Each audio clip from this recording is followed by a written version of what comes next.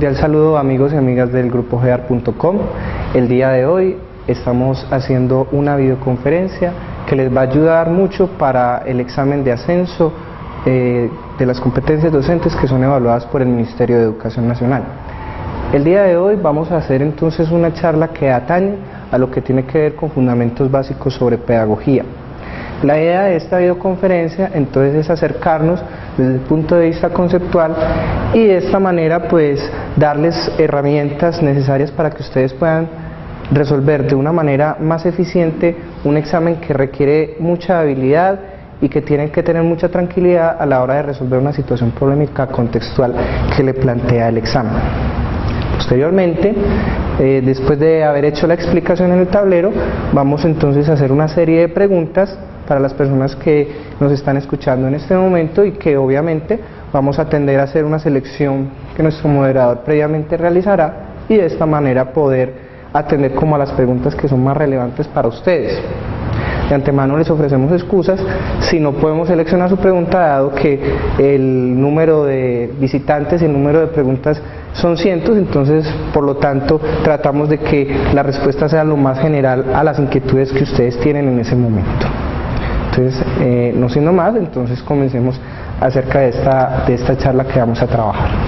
Entonces, el primer concepto que vamos a trabajar, que es el eje central de esta videoconferencia, es el concepto de pedagogía.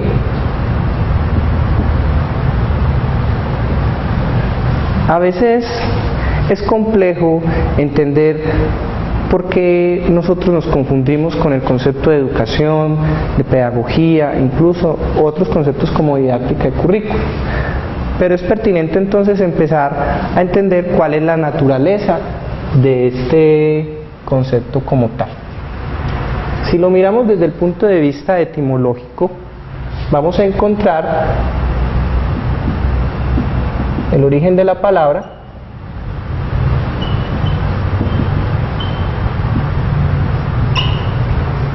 que pedagogía se desprende de la raíz griega paidos, que significa niño, y gogos, que significa conducir.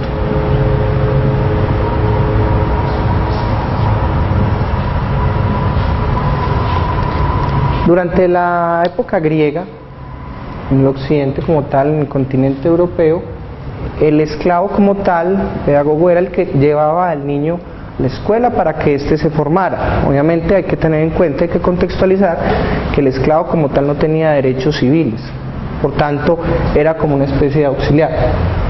Pero para la edad moderna, o sea durante el siglo XVIII, ¿sí?, este concepto va a tener otro significado. Y vamos a ver por qué. Siglo XVIII europeo. Debemos tener en cuenta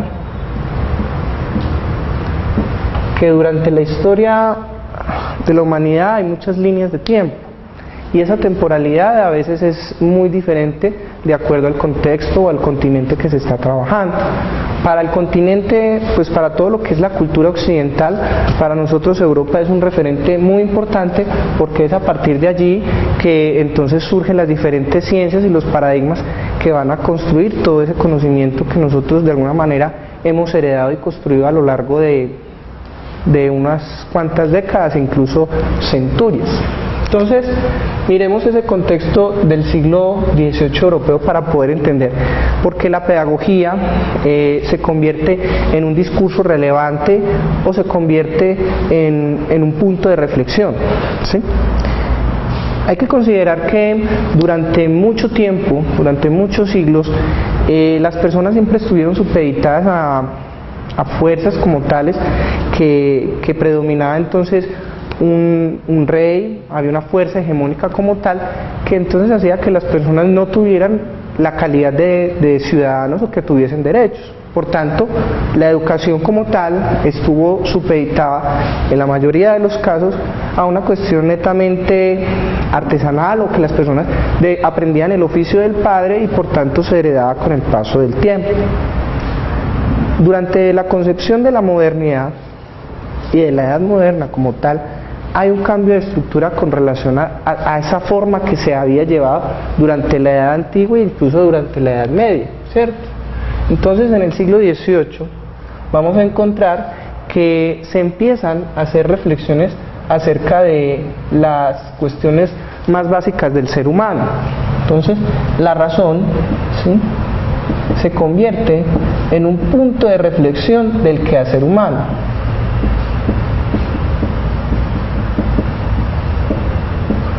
Esto quiere decir que este quehacer ya no estaba supeditado solamente a cuestiones netamente religiosas, como durante mucho tiempo predominó lo que fue la religión judeocristiana o el catolicismo como tal, que tuvo bastante influencia.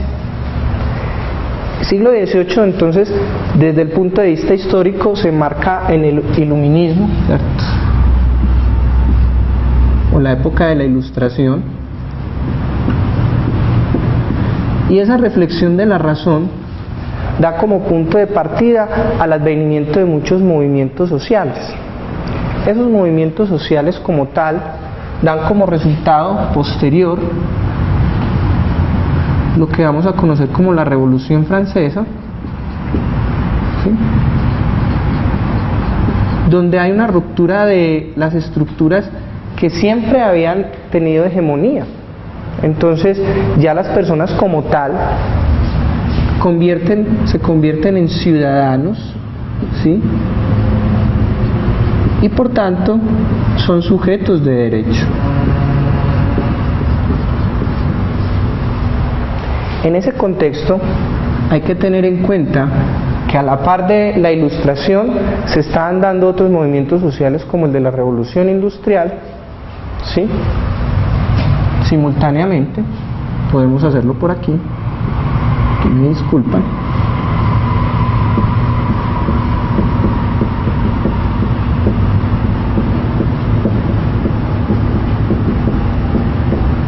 Y en esa revolución industrial ya existe una preocupación porque las personas de alguna manera puedan ingresar al sistema educativo público.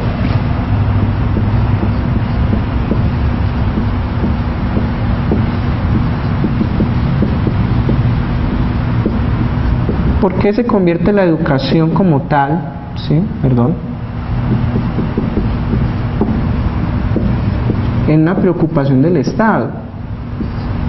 Hay que tener en cuenta que al surgir nuevas clases sociales, como una clase burguesa, requieren entonces capacitar un mayor número de personas para que puedan afrontar las dinámicas de la empresa como tal y que tuvieran ciertos conocimientos que a veces no podían adquirir a través de lo que le heredaban de sus padres.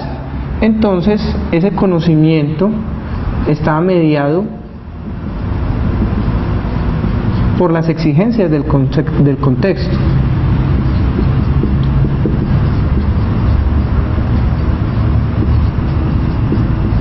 Tal vez de esa manera podemos entender por qué ahora es tan importante la educación masiva, por ejemplo, o la educación pública. Si nosotros no tenemos como tal una sociedad que soporte un conocimiento mínimo como tal para poder hacer esos desarrollos, posiblemente entonces el sistema imperante, que es el sistema capitalista, no tendría soporte, ¿cierto? Y el desarrollo también de la técnica como tal. O sea, ya entonces entendemos que hay una preocupación de una clase burguesa porque entonces se homogenicen ciertos conocimientos.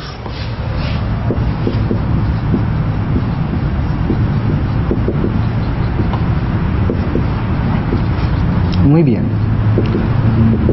Si bien han surgido diferentes, por ejemplo, representantes antes de la Revolución Industrial, hay que tener en cuenta entonces que personajes como Comenio, incluso filósofos como René Descartes, son los que entonces marcan la pauta frente a la racionalidad y lo que es el concepto de pedagogía. O sea, ya la pedagogía se convierte en un objeto importante dentro de las ciencias sociales y humanas. O sea, vamos a borrar aquí, ¿sí?, para que vayamos dándole un poquito más de espacio.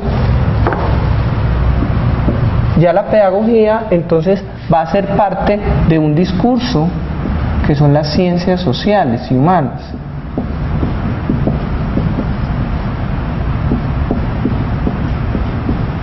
Recordemos que las ciencias sociales y humanas como tal forma parte de esa nueva construcción de los paradigmas de conocimiento que también fue a la par con el conocimiento científico instrumental. Entonces, este paradigma de las ciencias sociales y humanas va a ser como el punto de partida para que la pedagogía entonces adquiera ya no solamente un conocimiento.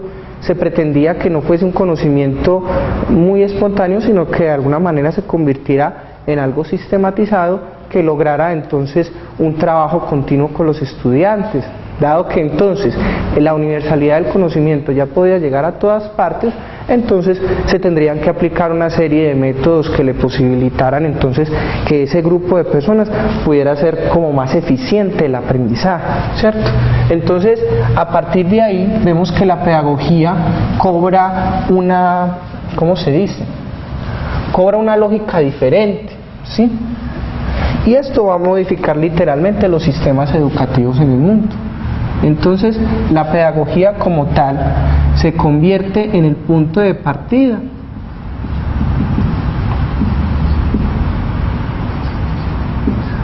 para poder sistematizar la educación.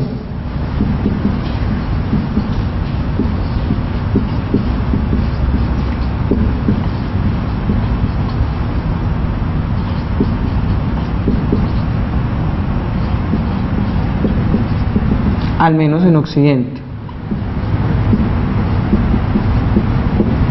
a la forma de enseñar.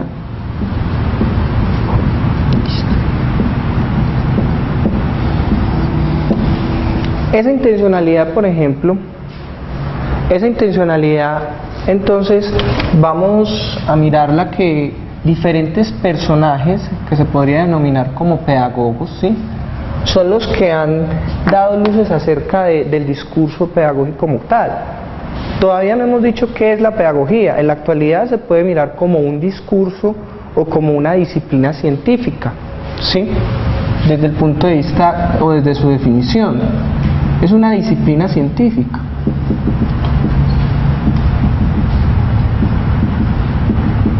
Esa disciplina científica trata de hacer una reflexión desde el punto de vista teórico-práctica que permita que los procesos educativos sean más eficientes.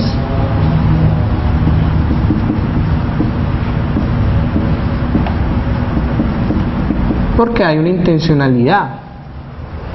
Esa intencionalidad obedece a un propósito de formación. ¿Para qué voy a formar a mi sociedad? ¿Para qué se forma una sociedad? En esa lógica, entonces, vemos que los sistemas como tal, la pedagogía se convierte en un punto de partida para reflexionar acerca de esos asuntos, de esas preocupaciones que tiene la sociedad del presente o de ese momento histórico.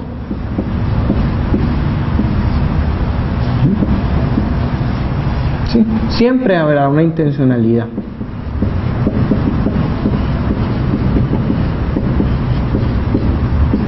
¿Sí?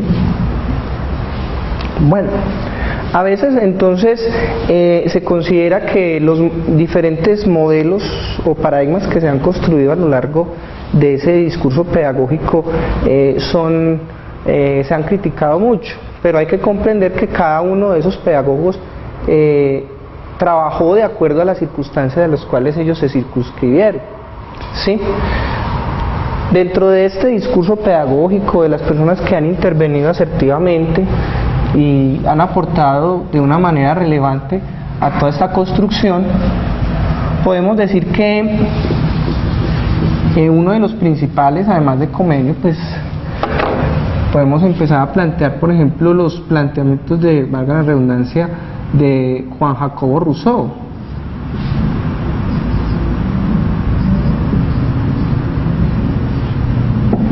¿Sí? ¿Por qué se convierte en un pedagogo importante? Básicamente porque si bien se ha considerado como una persona que reflexionó acerca de la sociedad que debía formarse en el momento de la Revolución Francesa, él plantea a través del Emilio y la educación los principios básicos frente a lo que él denominaba se le denominó el naturalismo, ¿cierto?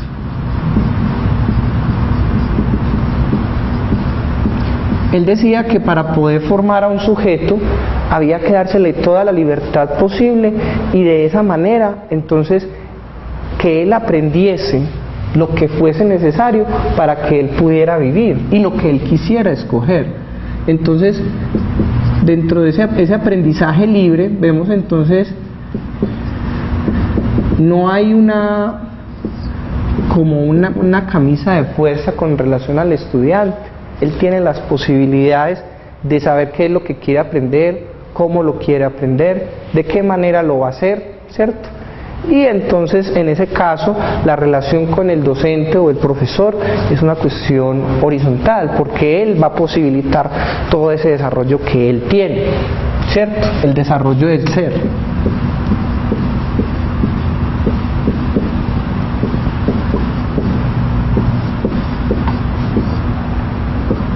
Por tanto, tiene una conducta, hay una tendencia humanista o humanizadora.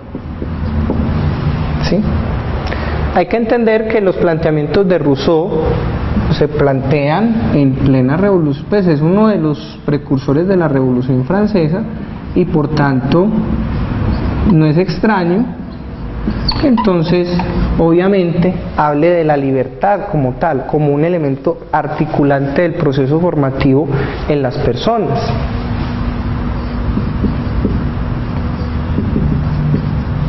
¿Sí?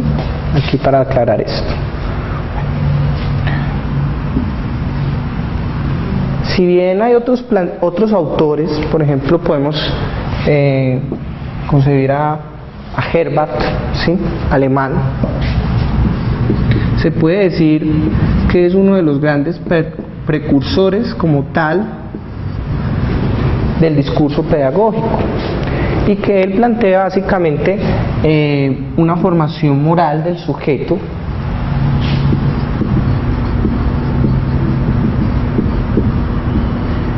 y entonces esa formación moral del sujeto obedece básicamente a unos principios que deben ser rectores y que deben disciplinarlo como tal.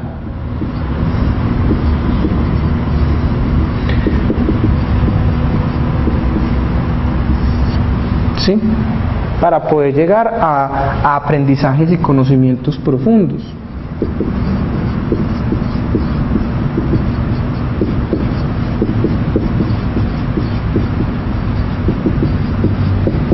Herbart plantea entonces, básicamente es uno de los precursores de la sistematización de la pedagogía, porque entonces se va a utilizar un método como tal que debe ser lo suficientemente eficiente de acuerdo a la lógica racionalista para que entonces pueda operar y de alguna manera entonces se obtengan resultados a partir de ello. O sea que la pedagogía como tal no era un discurso desenfocado o que no tuviera sentido. Básicamente era el punto rector para que entonces se pudiera formar de una manera homogeneizante la sociedad como tal, ¿cierto?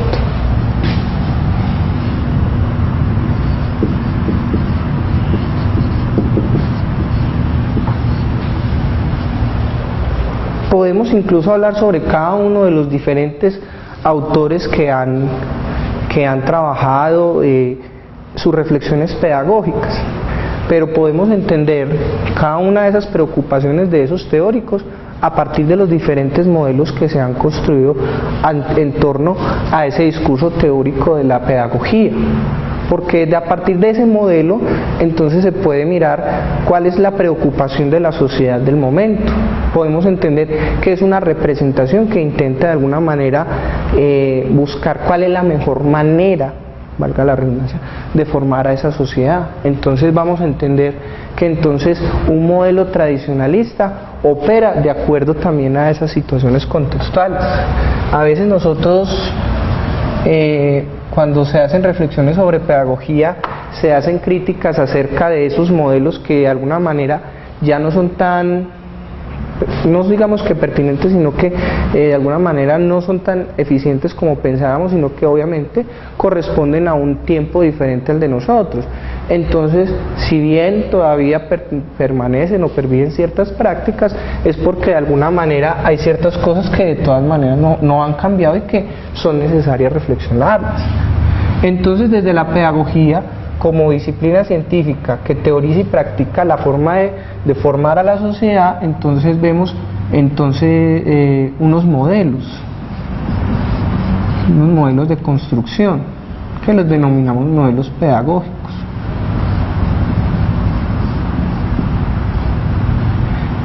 ¿Sí? Y esos modelos pedagógicos entonces tienen la necesidad de representar. Aclaremos eso. Representar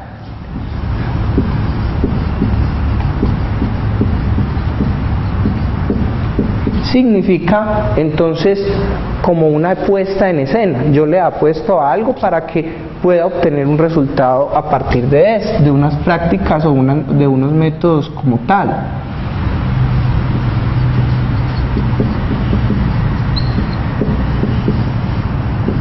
Y utilizo un método. ¿Sí? ¿Cuáles son esos modelos pedagógicos entonces que podríamos decir que son relevantes y que nos pueden ayudar a entender cuál es la lógica de esa sociedad de cada momento? ¿Sí? Podemos entonces contextualizar. Yo creo que ya aquí ya entendemos esta primera parte, lo podemos incluso borrar para que tengamos un poco más de espacio. Al representar esas prácticas, entonces tendríamos un primer modelo, que es un modelo naturalista, que ya lo planteamos con Rousseau. Si bien no lo podemos utilizar en el contexto como lo planteaba Rousseau, de que el estudiante fuera libre, que no existía ni siquiera el aula de clase, los elementos que él plantea de alguna manera perviven en los modelos contemporáneos, donde se le da la libertad para que él pueda aprender y darle la posibilidad de que desarrolle sus capacidades a partir de los modelos constructivistas. ¿Sí? Podríamos entender también un modelo tradicional. ¿Sí? Y en ese modelo tradicional que denominamos, básicamente opera la memoria u opera la enseñanza-aprendizaje a través de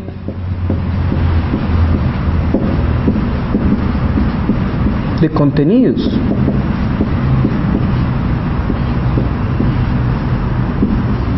¿Por qué se utiliza la memoria? Simple. En ese momento histórico no tenían los recursos, no existían la cantidad de, por ejemplo, de elementos que poseemos en la actualidad, por lo que era muy complejo que las personas, por ejemplo, accedieran a un libro o tuvieran una biblioteca a la mano o pudiesen descargar un texto de internet. Entonces prácticamente operaba la memorización como un mecanismo para retener información. ¿Sí?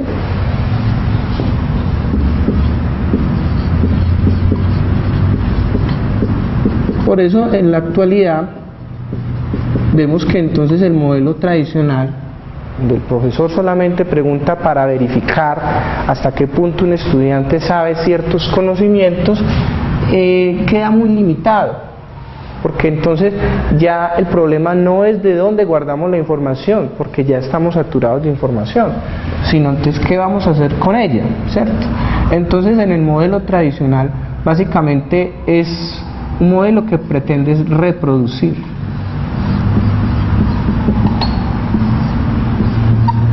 ¿Sí? Por ello no es tan funcional en la actualidad que nosotros hablemos de preguntarles a nuestros estudiantes o a nuestros escolares a veces cuestiones del orden técnico memorístico y no se le dé una contextualización problemática.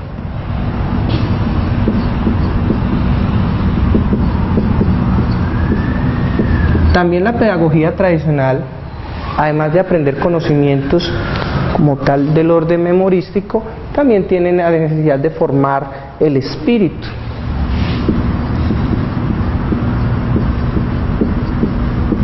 El espíritu y la moral.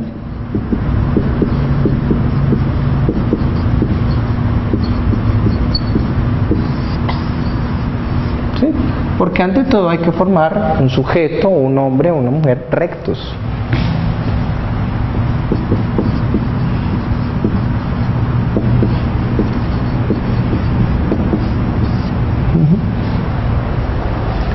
Estos modelos, por ejemplo, se han traducido, por ejemplo, en las prácticas de nuestros contextos a lo largo de nuestra historia y que aún de alguna manera perviven precisamente de acuerdo a lo que nosotros concebimos que es lo más pertinente o la forma de enseñar más adecuada. Ya sabemos que desde el punto de vista formativo ya tenía una intencionalidad, pero que en la actualidad vemos que incluso cuando estamos en clase nuestros estudiantes ya no operan de acuerdo a este modelo. Por ello han surgido otros modelos posteriores.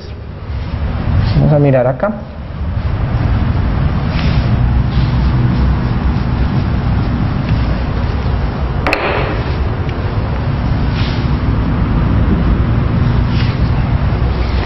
El modelo conductista, que básicamente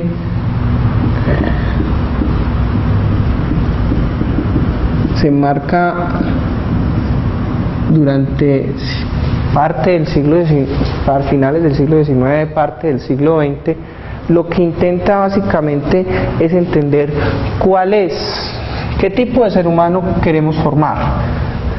Ya sabemos ya se sabía que debía memorizar, pero el conductismo pretende es modificar una conducta, valga la redundancia, o modificar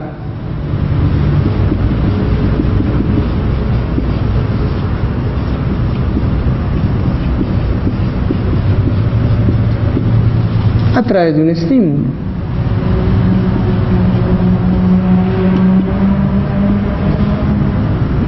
A la E la vamos a llamar estímulo, un refuerzo como tal. Ese estímulo refuerzo entonces posibilita de que el estudiante adquiera a partir del estímulo y el refuerzo un patrón de comportamiento.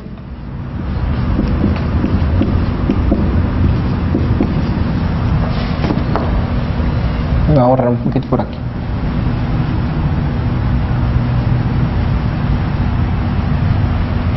Patrón de comportamiento.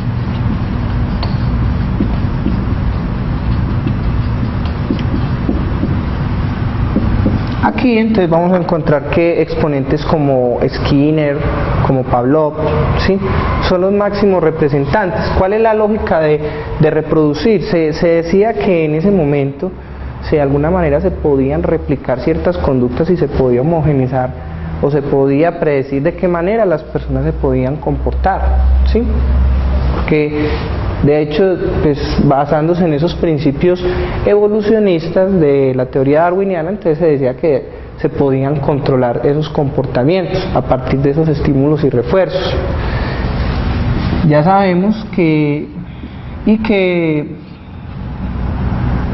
podrían, Iván Pavlov, creo que tengo aquí un error, ¿sí?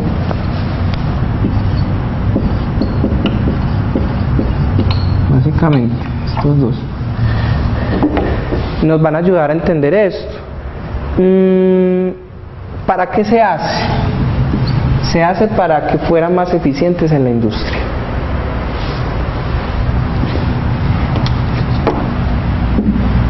O sea que ya no es solamente que retengan información, sino que es un patrón que obedece a una necesidad sentida.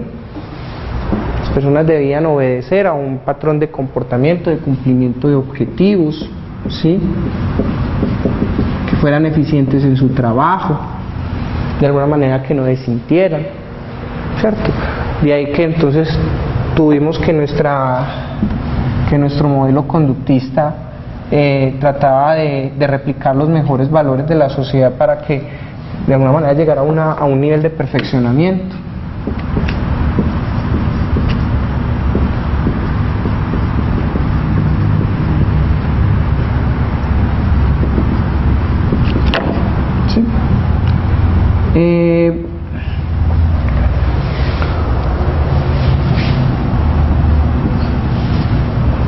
Todavía en nuestras prácticas pedagógicas utilizamos los objetivos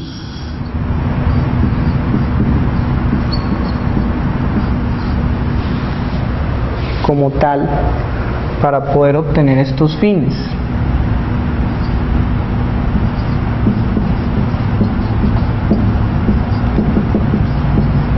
En este modelo no se prepara al estudiante para que resuelva problemas. El estudiante es capaz de replicar situaciones.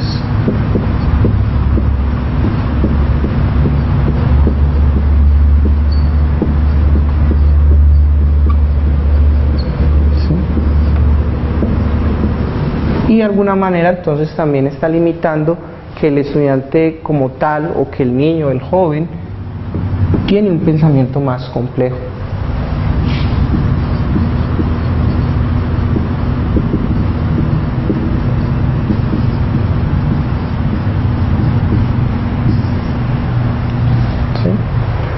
Por eso vemos que personas que pueden tener una excelente memoria con relación a diferentes contenidos, pero a la hora de resolver una situación real, se ven abocados a la información que poseen, pero que no lo son prácticos para utilizarla, ¿sí? Este modelo conductista se ha replicado en Colombia y en diferentes contextos latinoamericanos y que aún persiste o pervive. ¿Cuándo vemos que esta crítica al evolucionismo se modifica? ¿Sí? Se modifica cuando entonces empiezan los diferentes pensadores o psicólogos cognitivos empiezan a hablar sobre los procesos de pensamiento. O sea, ya no es una cuestión netamente biológica, sino que empiezan a integrar, por ejemplo, desde el modelo constructivista, ¿sí?,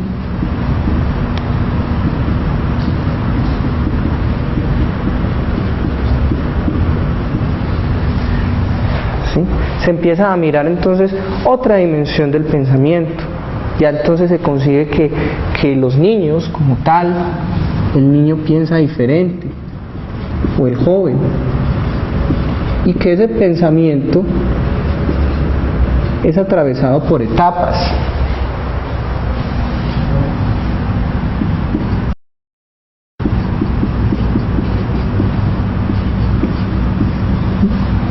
Al entender entonces ello, entonces ya la práctica educativa necesariamente en el contexto se debe modificar por parte del maestro, porque entonces ya está reconociendo que los modelos anteriores, si bien daban una explicación parcial de la realidad del momento, ya cuando se tenían indicios acerca de esas etapas de pensamiento de los niños, entonces era necesario modificar la práctica.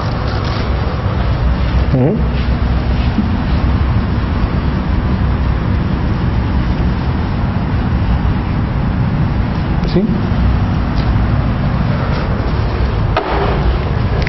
Entonces, hay una doble función. Las etapas desde el punto de vista biológico, o sea, como sujeto físico, pero también desde el punto de vista psicológico.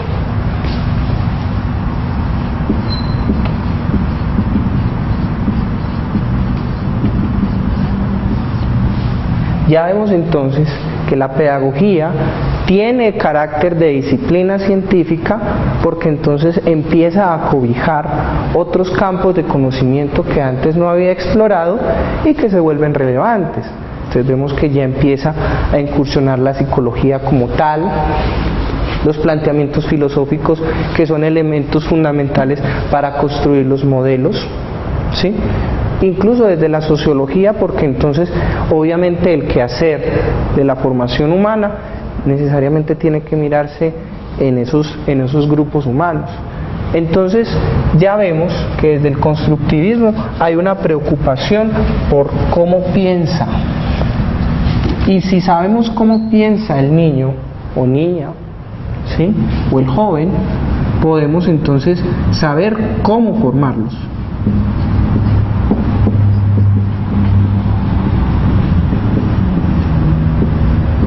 de acuerdo a sus posibilidades y limitantes.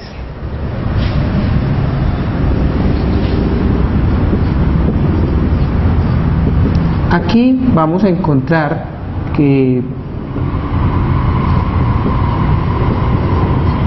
personajes como Piaget,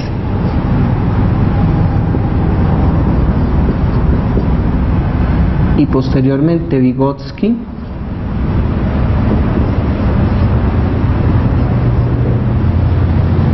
van a ser un punto de quiebre en la construcción de la pedagogía moderna, ¿sí? Porque entonces ya vamos a ver que entonces la formación de los estudiantes, la pedagogía como tal, debe darle la posibilidad que el estudiante busque, reconstruya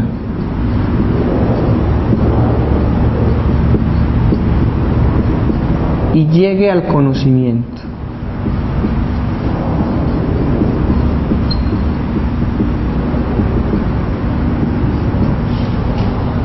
Ese llegar al conocimiento, según ellos,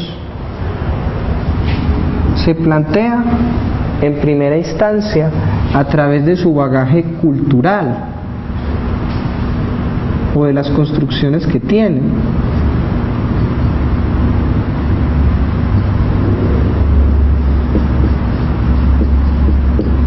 Sus conocimientos y sus habilidades intrínsecas en el ser.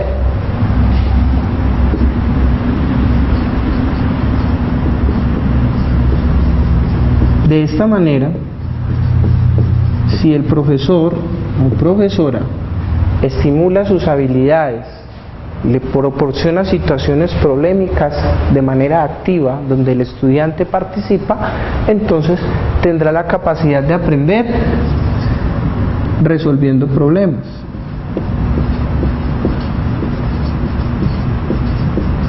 Porque la vida como tal es la resolución constante de dinámicas o circunstancias que se nos presentan, y es aprender a ello. El aprendizaje entonces está sujeto a ello.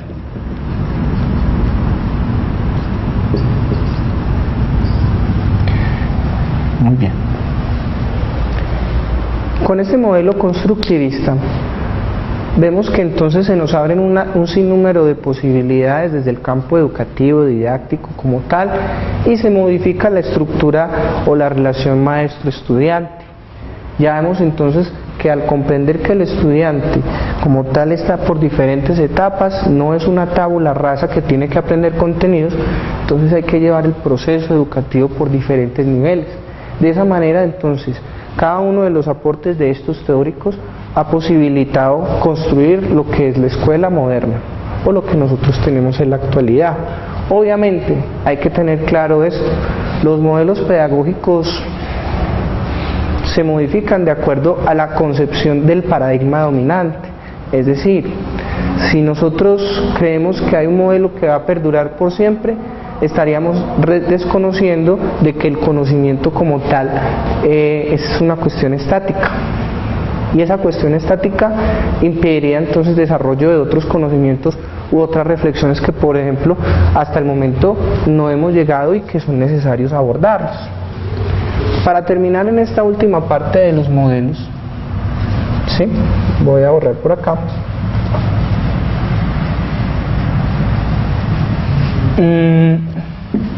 Vamos a retomar el último modelo.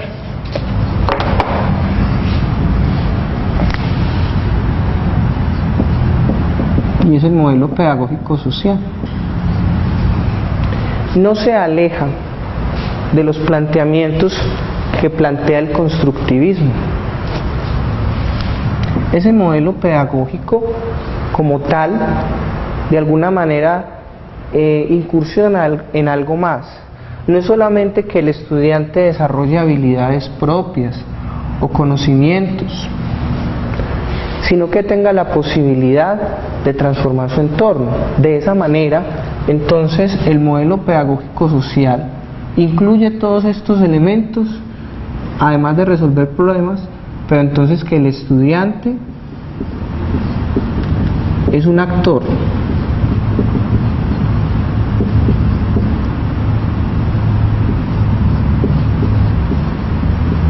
para transformar la sociedad.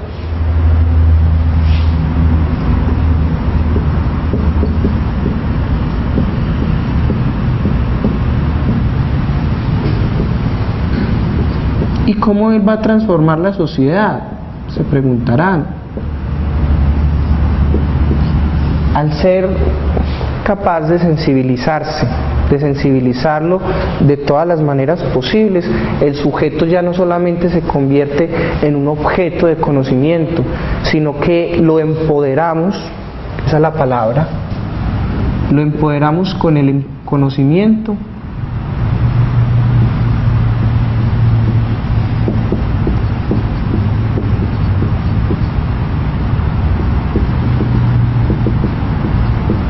para que busque esas alternativas o cómo resolver esos problemas tan sensibles que pueden abarcar desde su propia familia a un contexto más amplio como su contexto escolar, su comunidad como tal, y que eso lo pueda llevar incluso a incursionar en otras dimensiones, por ejemplo en el campo laboral o en otras estancias de la misma vida.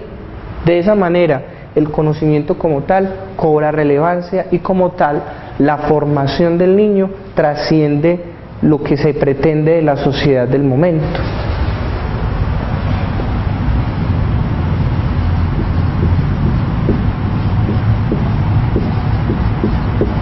O sea que ya vemos que como tal la educación no es solamente la enseñanza de conocimientos básicos, sino darle la posibilidad de que nuestros estudiantes puedan trascender la realidad que ellos viven en su cotidianidad. Y de esta manera estamos ya ayudando a transformar una sociedad.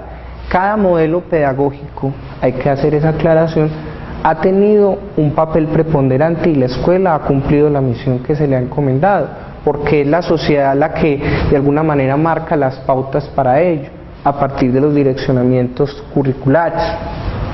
Cuando entonces, de alguna manera, se han cumplido ciertos propósitos, entonces se marca una nueva dinámica. O sea que el paradigma nuevamente frente al conocimiento se rompe porque ya hay unas nuevas necesidades. Entonces, la pedagogía, al ser una disciplina científica, no se considera una ciencia. ¿Por qué no es ciencia? No es ciencia porque todavía, desde los parámetros que se establecen para la construcción del conocimiento, se dice que debe de ser lo suficientemente autónoma para poderla desarrollar. Aunque debemos tener claro que al pertenecer al contexto de las ciencias sociales es muy difícil sacarla o que se aísle de los diferentes ámbitos de reflexión para poder entender una sociedad que es bastante compleja, por lo que pensamos y consideramos que esa discusión, si bien todavía sigue en la actualidad, no debemos enfrascarla en ella, sino que realmente podamos trascender ese discurso como algo real, algo concreto y pertinente para la sociedad del momento.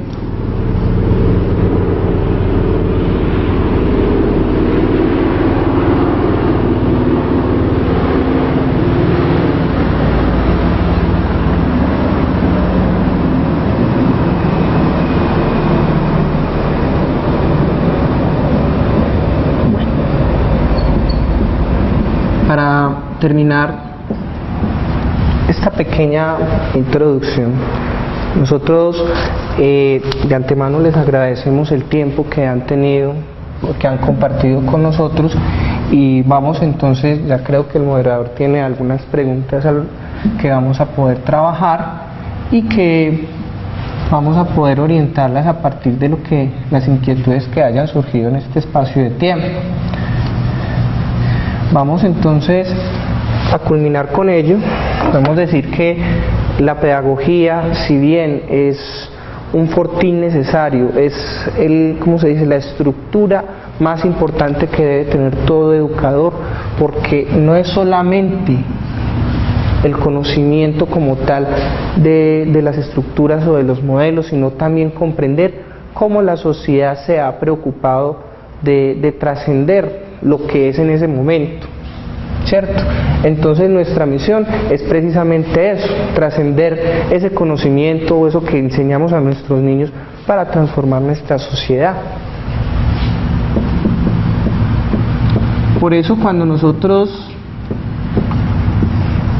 nos afrontamos o nos enfrentamos a una prueba como la que plantea el Ministerio de Educación Nacional, no vamos a encontrar a veces preguntas tan taxativas o decir que cuál es el pedagogo. Pues obviamente uno debe entender ciertos conocimientos básicos sobre ello, porque nos abren las posibilidades, pero te van a plantear una situación contextual, y esa situación contextual te lo pueden enmarcar en cualquiera de estos modelos pedagógicos. Entonces al enmarcarte esa situación en cualquiera de estos modelos, si tú comprendes o si ustedes comprenden cómo opera cada uno, cómo es la forma de enseñar, cómo es la forma de planear, cuál es el método que se aplica, cuál es el propósito de formación, entonces tendremos facilidad para interpretar cuál es la intencionalidad de la pregunta y cuál es la respuesta más acertada o la que podemos llegar a una conclusión mucho más concreta. De esa manera entonces tenemos elementos a favor. De lo contrario, podríamos ver las preguntas de manera similar e incluso podríamos creer que todas son totalmente iguales, pero no, cada una opera de acuerdo a cada uno de estos contextos. La cuestión es hasta qué punto entonces nosotros queremos replicar ciertos modelos que posiblemente ya están reevaluados y cuáles son las necesidades de formación de sociedad que nosotros tenemos en la actualidad. Esa yo pienso que es una de las claves por las cuales entonces, si nosotros afrontamos esta prueba, podríamos lograr mejores resultados. Entonces bien, vamos a pasar con las preguntas, ya nos llegaron, entonces vamos a empezar a mirarlas.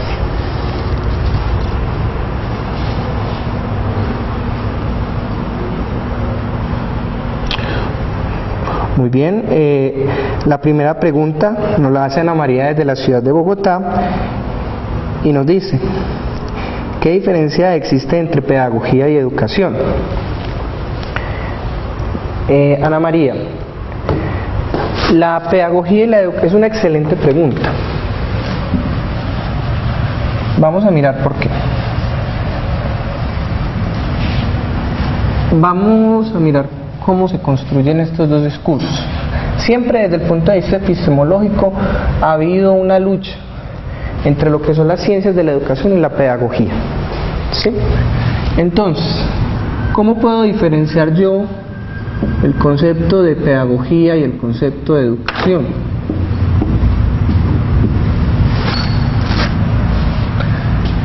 ¿Sí?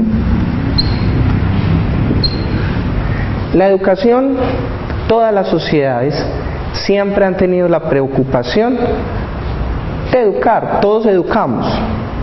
Nuestros padres educan, nuestros profesores educan, cualquier persona en la que estemos haciendo una interrelación, desde que haya una interrelación o interacción social, entonces hay un propósito, sea formal o informal.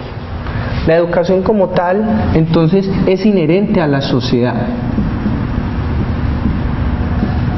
En lo que atañe a los procesos de formación, ¿sí? ¿Sí? No es exclusivo de la escuela. Cada sociedad en su momento histórico ha tenido una preocupación o el cómo se debe formar a esa sociedad. La pedagogía, con relación a la diferencia, cómo se establece ese vínculo, esa diferencia, es la que teoriza y reflexiona.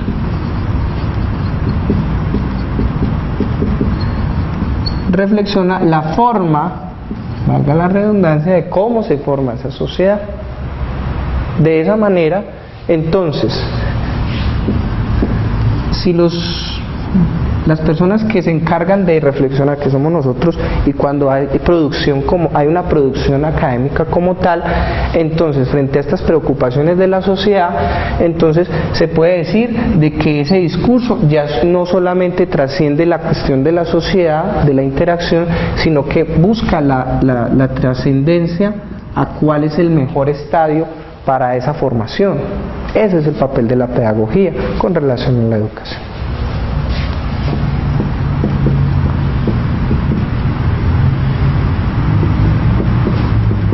Aunque hay que aclarar que diferentes concepciones, por ejemplo alemanas o francesas, consideran, por ejemplo, unos se dan por las corrientes pedagógicas, otros se dan por como tal las disciplinas, las ciencias de la educación, pero de alguna manera, si uno hace una lectura más juiciosa, podría encontrar fácilmente esta diferenciación. Vamos a mirar la segunda pregunta.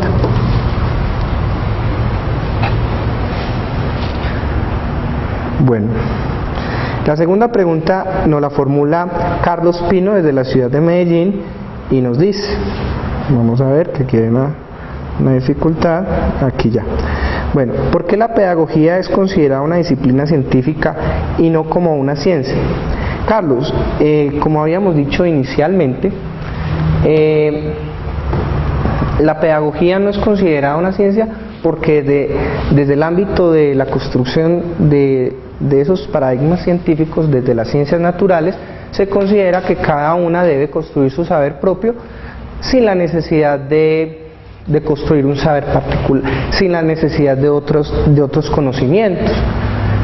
Pero en la actualidad incluso ya está revaluado ese conocimiento como las disciplinas encerradas en su casilla o en su casillero o en su propia casita, por decirlo de alguna manera, sino que ya el conocimiento ha ido complejizándose tanto que ya, por ejemplo, incluso las ciencias naturales se interrelacionan con las ciencias sociales de una manera que ha generado entonces una transformación de ese paradigma. Entonces, de alguna manera, el conocimiento como tal está confluyendo en una complejidad tal que todas requieren de una interacción particular, pero todavía como no se llega a un grado de certeza como tal, sino que se aplican modelos o representaciones no muy de las ideales como tal, entonces no se llega a unos resultados concretos. Por eso vemos que a pesar de que incluso cuando nosotros tenemos estudiantes en nuestra aula de clase, podemos enseñar el mismo contenido y tenemos un propósito de formación, pero las dinámicas son diferentes en cada uno. Eso es una de las dificultades que tenemos desde la pedagogía, dado que nosotros trabajamos con seres humanos, no trabajamos con variables o con máquinas como tal, son cuestiones netamente o inherentes al ser humano.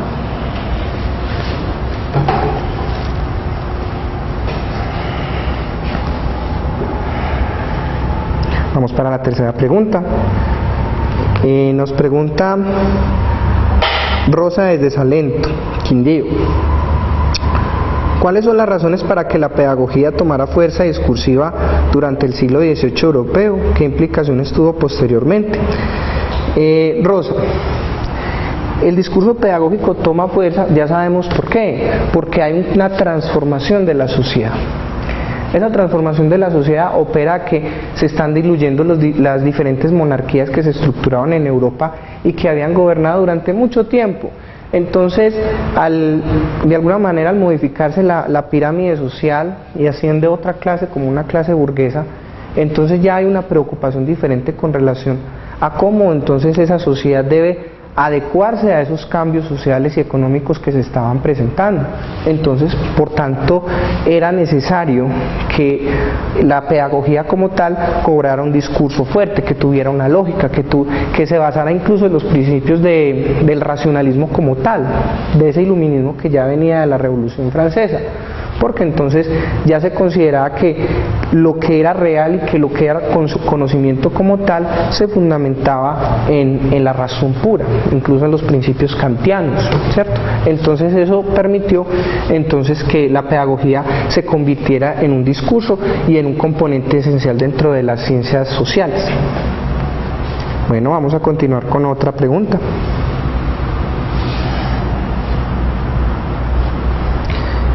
Nos pregunta Carmenza Margarita desde Zipaquirá, ¿qué diferencia existe entre paradigma, modelo en la pedagogía? Bueno, muy bien, vamos a mirarlo de esta manera. Voy a borrar acá. El paradigma es una construcción con relación a la forma que se cree en un momento histórico. Me explico. El paradigma es una forma de entender la realidad. Y esa forma de entender la realidad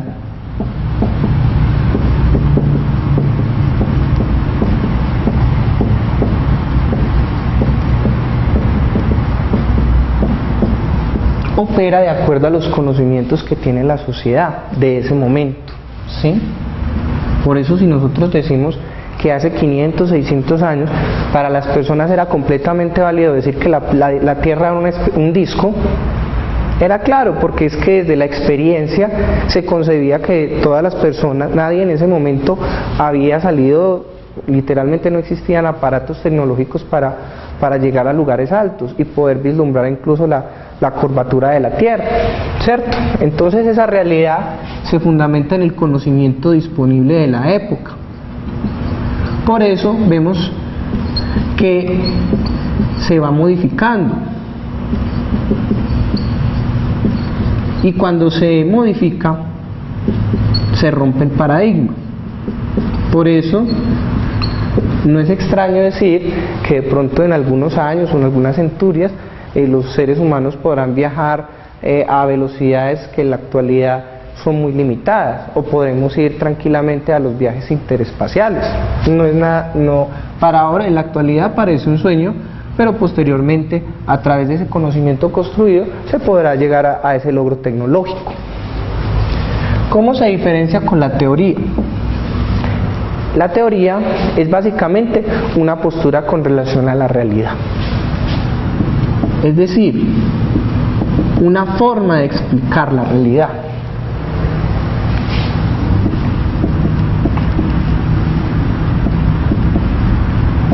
Esa explicación de la realidad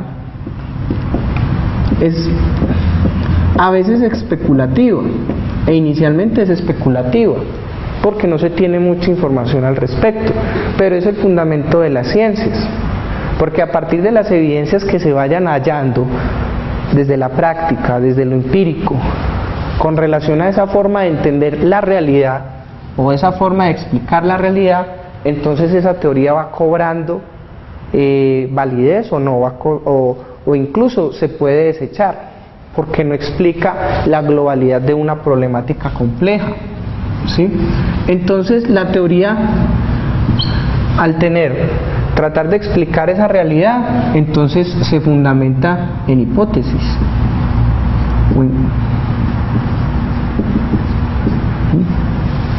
que posteriormente serán verificadas, ¿sí? Cuando una teoría caduca, cuando vemos que entonces se rompe literalmente el marco de explicación o de interpretación y ya no corresponde a la lógica imperante como tal. ¿Cómo vamos a relacionarlo con el concepto de modelo?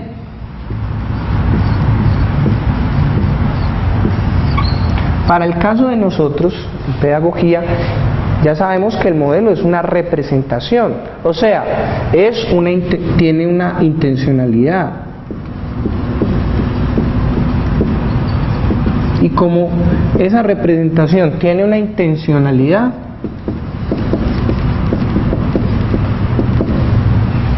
nuestra idea es modificar a partir de esa representación la realidad.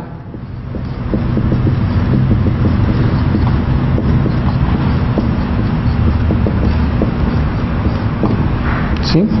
Por eso en la actualidad le apostamos tanto a los modelos constructivistas o sociales, porque de alguna manera se cree en forma generalizada a partir de las teorías que se ha construido del aprendizaje, que es una manera más viable para transformar la práctica educativa y como tal modificar a toda la sociedad, porque esa es la intencionalidad, ¿sí?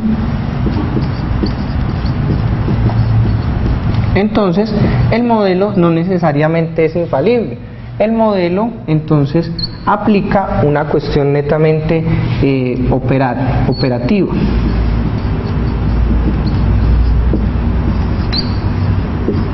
¿Sí? Que es modificable.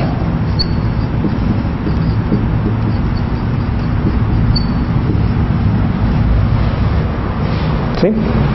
Ya sabemos entonces. Vamos a seguir con otra pregunta.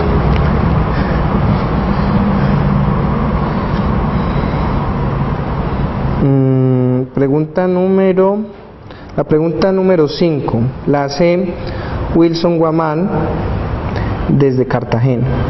¿Cuáles son los aportes más relevantes de los diferentes modelos pedagógicos en educación? Bueno, entonces, ¿cuáles son lo que veníamos diciendo ahorita de los diferentes modelos? Entonces, que en el modelo tradicional se planteó básicamente lo que era la memoria como tal, la comprensión acerca del conocimiento a través de la adquisición de más conocimiento. Sirvió para una generación, incluso no hay que desmeritar la memoria ha tenido un papel importante. Si usted sin memoria no puede construir otros conocimientos, y eso es necesario, incluso en la actualidad. La cuestión es que cómo hacer esa regulación que nos permita entonces utilizar la memoria, pero también utilizar la complejidad. Desde el modelo conductista entonces ya se planteó su aporte. Básicamente inicialmente trató de explicar cómo funcionaban entonces los humanos, si funcionaban como animales literalmente, y ya sabemos que a partir de ciertos enfoques o prácticas entonces y experimentos se dieron cuenta de que obviamente los seres humanos no operan de acuerdo a las respuestas que pueden dar los animales, sino que es una cuestión mucho más compleja. Esto le abrió la puerta, por ejemplo, al modelo constructivista, donde entonces ya se hace una reflexión mucho más compleja del ser, de que no solamente opera lo biológico, sino que entonces está circunscrito a una cuestión histórico-social, y hay que la cultura sea un elemento dinamizador dentro del campo de la formación de los sujetos. Eso es una de las ganancias más importantes, porque cada modelo de alguna manera nos acerca a una interpretación mucho más compleja de lo que es nuestra realidad y como tal de lo que somos nosotros los seres humanos. Y por último, desde lo social, el modelo social como tal nos hace un llamado acerca de cuál es el objeto del conocimiento como tal en la actualidad. Sabemos que hay mucho conocimiento, hay producción, hay tecnología, pero todavía no se han resuelto los elementos esenciales de la humanidad, porque todavía hay hambre, porque hay desigualdad social, y todos esos elementos son los que hacen que todavía seamos una sociedad muy desigual.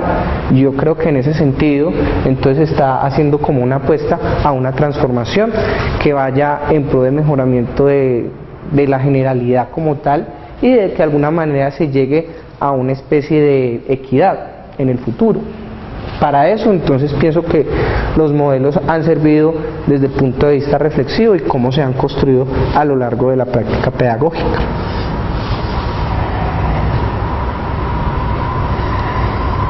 Bueno, vamos a continuar, que estoy un poquito atascado.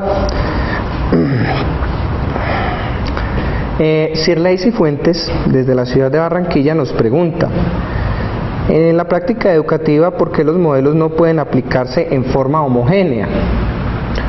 Muy buena pregunta, Sirley. A ver, como ya habíamos dicho, el modelo es una intención o una representación de lo que se quiere formar con relación a una sociedad. A veces cuando nosotros estamos en clase no nos funcionan las dinámicas en cada grupo, operan de tal manera que no tenemos los resultados esperados. Pero ¿qué podemos hacer ante eso? Incluso cuando estamos trabajando contenidos con nuestros escolares. Pienso que es reflexionar incluso acerca de cómo conocer cada una de las circunstancias o el contexto como tal, y de esa manera buscar las estrategias más adecuadas para buscar que estos jóvenes aprendan de la mejor manera posible. Unos van a tener mayores facilidades, otros van a tener mayores dificultades, obviamente. Incluso uno podría escuchar en la usanza, muchos maestros utilizan diferentes métodos de acuerdo a los, o incluso utiliza todos los modelos, porque de alguna manera han servido, cada uno ha tenido un aporte relevante y esos conocimientos se convierten en ganancia, entonces tampoco se pueden desechar de entrada, pero hay que tener en cuenta que es necesario considerar que en la actualidad nuestros jóvenes operan de una manera totalmente distinta, entonces por eso la respuesta tiene que ser acorde a esa circunstancia social del momento. Entonces incluso ya desde el campo de la pedagogía pensamos que es necesario hacer otra reflexión acerca de ello, porque estamos ante una nueva sociedad y esa nueva sociedad, por ejemplo, ya está muy mediatizada, utiliza muchos recursos tecnológicos. Entonces es un punto de partida incluso para cuestionarnos nosotros nuestra labor como docentes, porque a partir de ahí se pueden hacer transformaciones significativas, así sea desde el ámbito local. Bueno, decirle ya, Antonio José desde la ciudad de Pasto nos pregunta: ¿por qué en el presente se hace una crítica fuerte a los modelos pedagógicos actuales en educación? Don Antonio, los modelos en la actualidad, la sociedad del presente es más compleja, porque obviamente hay muchas dinámicas alrededor, problemas sociales, dificultades económicas. El modelo que nosotros estamos implementando, por ejemplo, del aula de clase, obedece básicamente al siglo XVIII, incluso desde el siglo XVII con Comenius, pero es ahí donde nosotros como los profesores tenemos que hacer una pauta diferente, empezar a marcar diferente, porque debemos entender cuál es la realidad de nuestros jóvenes. Si nosotros los docentes entendemos el modelo pedagógico, pero no implementamos o buscamos otras estrategias para modificar la práctica docente, entonces vamos a tener siempre las mismas dificultades. De alguna manera es una invitación que nos hacen incluso desde otros campos de las ciencias sociales, incluso desde las ciencias, neurociencias, a reflexionar sobre lo que hacemos cotidianamente. Si nosotros transformamos nuestra cotidianidad en algo distinto, posiblemente entonces jalonemos procesos con nuestros muchachos y los podamos sensibilizar. Tal vez no podamos llegarle a todos, pero la idea es que llegue a la mayor cantidad de interlocutores posibles, ¿cierto? Por eso uno incluso cuando fue maestro critica a los propios maestros por la forma de enseñar, y nosotros tampoco estamos ajenos a ello. Nuestros estudiantes también hacen ese tipo de críticas. Eso nos indica que la sociedad como tal está en constante movimiento, y eso es una de las cosas, de las pautas que debemos tener en cuenta. Bueno, seguimos entonces con la pregunta número 8. ¿Cuál es la labor del pedagogo en el presente con relación a la educación? Bueno, esta pregunta la hace Emilce Cortés desde Jardín, Antioquia. El pedagogo como tal en el presente debe, ya sabemos que además de reflexionar, es buscar un equilibrio con la práctica pedagógica. La teoría y la práctica son dos juegos que están en constante interacción. Yo puedo reflexionar a partir de mi práctica, pero mi práctica tiene que ser una construcción a partir también de la teoría, ¿sí? Porque me vuelvo, si solamente hago la práctica, pero no la reflexiono, entonces se vuelve algo netamente instrumental, ¿cierto? Y ya sabemos que en la pedagogía, en la educación, en las ciencias sociales, lo instrumental no opera porque no es una técnica.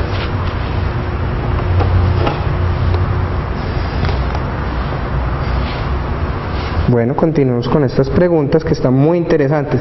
Les agradecemos a todos por esas preguntas tan interesantes que nos han enviado. Son cientos de preguntas, pero ya nuestro moderador ha hecho un filtro lo más certero posible para que entonces podamos tener como un abanico de posibilidades y podamos responderlas frente a esas inquietudes. De todas maneras, agradecemos la intención que ustedes nos han prestado y obviamente por el tiempo, la disposición que han prestado para ello. Liliana Janet desde Fusagasugá nos pregunta: ¿qué es el conductismo y cómo se aplica en la escuela? Bueno, entonces ya sabemos, Liliana, que El conductismo es un modelo pedagógico básicamente que tiene la intencionalidad de formar unos sujetos desde el orden instrumental a partir de unos estímulos, unas respuestas, y que obviamente hay unos refuerzos para que se den unos resultados deseables con relación a lo que se quiere formar con ese sujeto. Desde el conductismo, entonces, básicamente no se privilegia el conocimiento que pueda tener el estudiante, sino que principalmente opera la memoria como parte del método tradicional y donde se da una respuesta con relación a unos objetivos planteados o estipulados previamente por la institución, incluso por el educador. Bueno, con relación a ello, vamos entonces a la última pregunta para cerrar entonces este encuentro con esta videoconferencia y obviamente darle posibilidad para que entonces ustedes sigan estudiando y leyendo los documentos. Bueno, nos pregunta Claudia López desde Tame, Arauca, ¿qué es el constructivismo? Muy bien, ya sabemos entonces que retomamos que el constructivismo es un modelo pedagógico donde se exalta básicamente o se estudia al sujeto no solamente desde lo biológico sino desde lo psicológico, y que a partir de ahí se trata de transformar al sujeto a partir de los aprendizajes significativos que éste puede tener, y que esos aprendizajes significativos o ese aprendizaje solamente se va a mediar a través de la resolución de problemas concretos, donde el profesor no se convierte en el centro del conocimiento, sino que él es un mediador.